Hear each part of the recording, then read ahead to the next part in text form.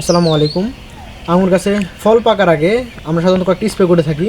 তো প্রথমত আমরা মাকড়ের ডোজটা ধরনের কাছে করলাম, তার একদিন পরে আজকে আমরা গাছে ছত্রাকনাশকের ডোজটা করব।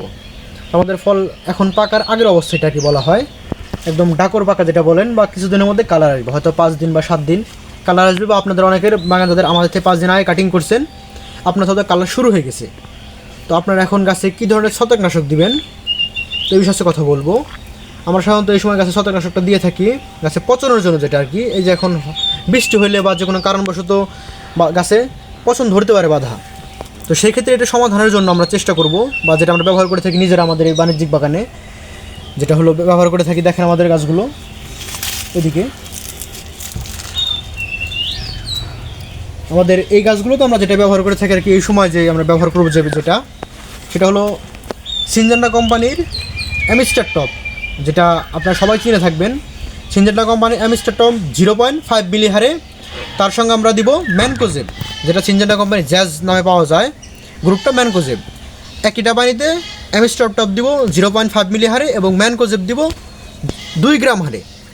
সুন্দর করে মিক্স করার পরে আমরা এই সম্পূর্ণ বাগানে বাধাটা ভিজিয়ে দিব আঙুরের, এবং গাছটাও ভিজিয়ে দেবো, যাতে কোনো প্রকার পচন বা ছত্রাকজনিত সমস্যাটা আর কি ইনশাল্লাহ আমাদের হবে না।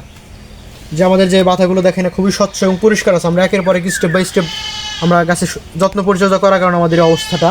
এদিকে আমরা দেখাই আমাদের গাছের ফলগুলো।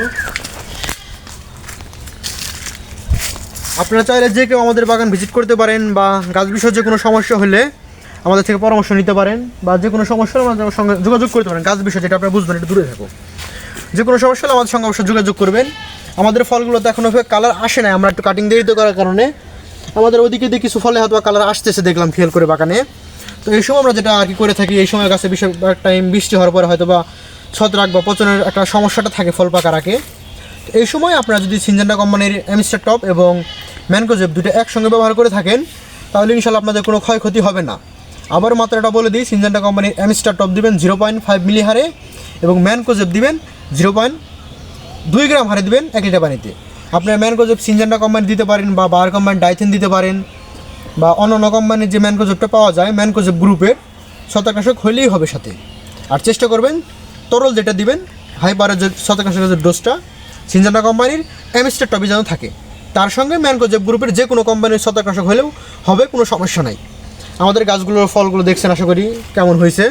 তো এই বিষয়ে যে কোনো যদি আমাদের আপনাদের যদি যে কোনো বিষয়ে যদি পরামর্শ লাগে গাছ বিষয়ে, আমাদের স্ক্রিনের নাম্বারে যোগাযোগ করবেন।